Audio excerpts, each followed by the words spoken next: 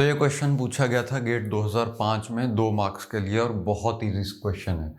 ज़्यादा से ज़्यादा 30-40 सेकंड में आप इसे अटेम्प्ट कर पाओगे और वो भी सही। ऐसे क्वेश्चन में गलती होने के चांसेस बहुत कम होते हैं। So you need to match the following.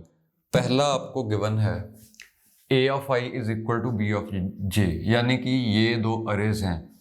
अब अरेज में आपको पता होगा हम इंडेक्स्ड एड्रेसिंग मोड यूज करते हैं, क्योंकि इंडेक्स्ड एड्रेसिंग मोड फैसिलिटेट करता है एरे एक्सेस को। यानी कि इंडेक्स्ड मोड में हमारे पास एक इंडेक्स रजिस्टर होता है। आप इस रजिस्टर में इंडेक्स सेव करा देते हो जो आप एक्सेस करना चाहते हो। जैसे यहाँ पे इंडेक्स है i, हम ये ith एलिमेंट a एरे का एक्सेस करना चाहते हैं, और जो इंस्ट्रक्शन हम लिखेंगे यानी कि हमारे कोड में सिंपली बेस एड्रेस होगा। बेस एड्रेस इस अरे का है a। अगर आपको ये सब नहीं पता कि किसी अरे का बेस एड्रेस क्या है और एलिमेंट कैसे एक्सेस होता है, तो प्लीज़ आप मेरे सी लैंग्वेज के वीडियोस देख सकते हैं। एनीवेज, आपने ये कोड लिखा। अब अगर आप प्रोसेसर को साथ में ये भी बताओ कि इंडेक्स्ड एड्रेसिंग यूज़ हो रही है, तो इसका इफेक्टिव एड्रेस कैलकुलेट करने के लिए प्रोसेसर क्या करेगा, a जो कि यहाँ से बेस एड्रेस मिला है प्लस i जो इंडेक्स रजिस्टर में वैल्यू है उसे इसमें ऐड करके हम इफेक्टिव एड्रेस निकाल सकते हैं। यानी कि हम इस एड्रेस पे जो एलिमेंट है वो एक्सेस करना चाहते हैं, तो ऐसे हम एरेज को एक्सेस करना आसान बना लेते हैं इंडेक्स्ड एड्रेसिंग के साथ। So first one matches to indexed addressing. Second में आपको दिख रहा है कि a++ आ रहा है, यानी कि हर बारी हम a को एक इंक्रीमेंट करना चाहते हैं।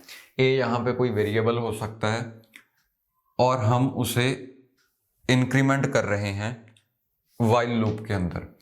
अब आपको यहाँ से इंक्रीमेंट से इंडिकेशन मिल रही होगी कि अगर हम ऑटो इंक्रीमेंट मोड यूज करें तो इसको जब हम असेंबली लैंग्वेज में ट्रांसलेट करेंगे तो हमें ये प्लस प्लस के लिए कोई भी ट्रांसलेशन की ज़रूरत नहीं पड़ेगी, बिकॉज ऑटो इंक्रीमेंट मोड में प्लस प्लस ऑटोमेटिकली होता रहेगा। मतलब कि नंबर ऑफ लाइंस कम होगी, हमारा कोड छोटा होगा, बिकॉज हमें प्लस प्लस खुद से करने की ज़रूरत नहीं पड़ेगी। ओके, एड्रेसिंग मोड्स ही हर बार वेरिएबल को इंक्रीमेंट करने का ध्यान रखेंगे। Next one is int temp is equal to $x। यहां पे आपको दिख रहा है कि x है एक पॉइंटर, और पॉइंटर्स यूज करते हैं इनडायरेक्ट एड्रेसिंग मोड। ओके, सो ये आ गया आपका आंसर, आप देख सकते हैं। एनीवेज, मैं इसे एक्सप्लेन कर रहा हूँ इनडायरेक्ट एड्रेसिंग मोड को। मैंने 6-7 बार ये ऑलरेडी हर वीडियो में किया ही है एक्सप्लेन, तो अगर आपने वो देखी है आप स्किप कर सकते हो।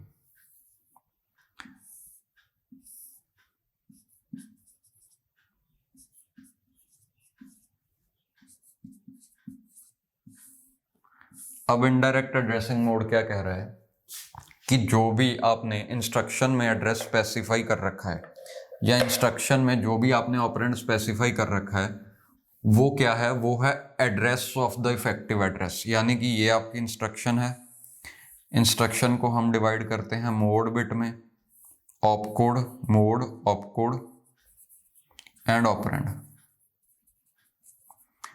तो अगर आप इनडायरेक्ट एड्रेसिंग यूज कर रहे हो, ऑपरेंड में क्या सेव होता है, ऑपरेंड में सेव्ड है एड्रेस ऑफ इफेक्टिव एड्रेस। यानी कि अगर यहाँ पे आपने 700 लिखा है तो इस एड्रेस पे 700 एड्रेस पे इफेक्टिव एड्रेस पड़ा होगा, यानी कि ये इफेक्टिव एड्रेस है, ये यहाँ पे पॉइंट कर रहा है।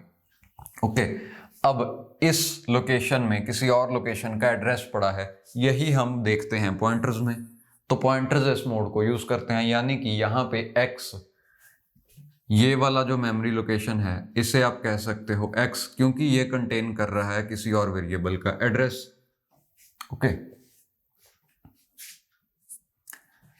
तो आपको अब ये समझ में आया कि इनडायरेक्ट एड्रेसिंग पॉइंटर्स यूज करते हैं, auto increment addressing mode loops में यूज होता है एक लूप वेरिएबल को अपने आप इंक्रीमेंट करने के लिए, और इंडेक्स्ड एड्रेसिंग हम यूज करते हैं अरेज को इंप्लीमेंट करने के लिए। I will see you in the next video. Okay.